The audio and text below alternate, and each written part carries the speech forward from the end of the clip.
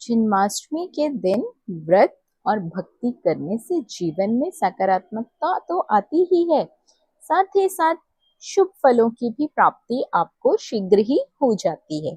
इस दिन व्रत रखने से आपकी सभी मनोकामनाएं शीघ्र ही पूरी होती हैं।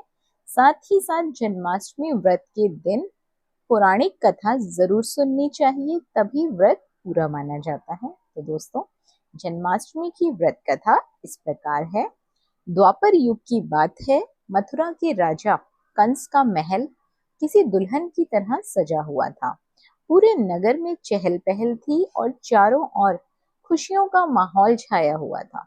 ये अवसर था कंस की बहन देवकी के विवाह का।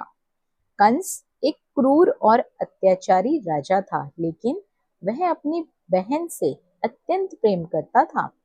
बड़ी धूमधाम से देवकी और वासुदेव का विवाह संपन्न हुआ, लेकिन ये खुशियां कुछ ही पलों में मातम में बदल गई। विवाह के बाद एक आकाशवाणी हुई, जिसमें कहा गया कि देवकी का 8वां पुत्र ही कंस की मृत्यु का कारण बनेगा। इस आकाशवाणी से देवकी और वासुदेव की पूरी जिंदगी बदल गई। कंस ने क्रोधित होकर वासुदेव को मारने का फैसला किया। देवकी यह देखकर बहुत घबरा गई और अपने पति के प्राणों की भीख मांगने लगी। कंस ने देवकी के आग्रह करने पर वासुदेव के प्राण तो छोड़ दिए और यह निश्चय किया कि वह एक एक करके देवकी की सभी संतानों की हत्या कर देगा। और इसके बाद उसने अपनी ही बहन को उसके पति के साथ कारागार में बंद कर दिया।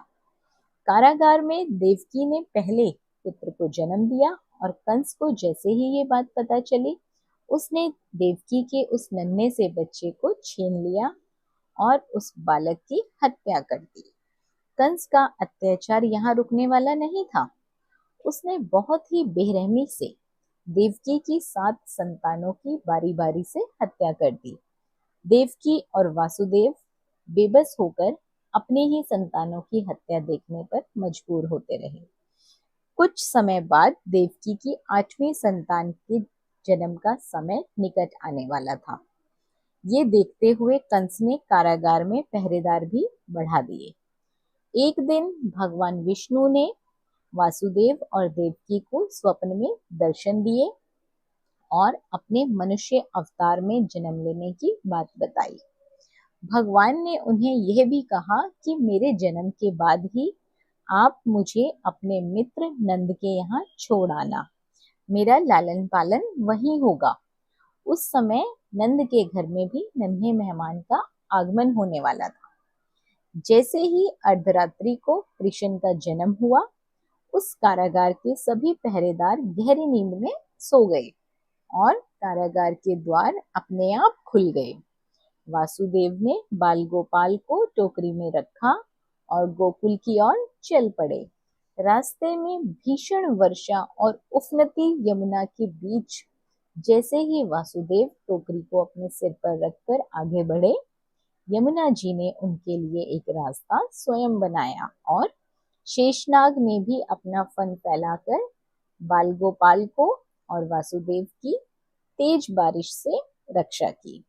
वासुदेव गोकुल पहुंचे और बाल कृष्ण को नंद के घर सुलाकर वहीं छोड़ आए। यशोदा और नंद की नवजात शिशु माया को अपने साथ मथुरा ले आए। यहाँ जैसे ही कंस ने माया को देवकी की संतान समझकर उसे मारने की कोशिश की, तभी वह कन्या कंस के हाथों से छूटकर आकाश में उड़ गई और एक दिव्य प्रकाश में परिवर्तित हो गई। उस प्रकाश से फिर आकाशवाणी हुई कि हे दुष्ट, तू मुझे जो समझकर मेरा वध करना चाहता है, मैं वो नहीं हूँ। तेरा काल गोकुल में सुरक्षित पहुंच चुका है, वही तेरा नाश करेगा। इतना कहकर वह वहीं अंतर्ध्यान हो गई।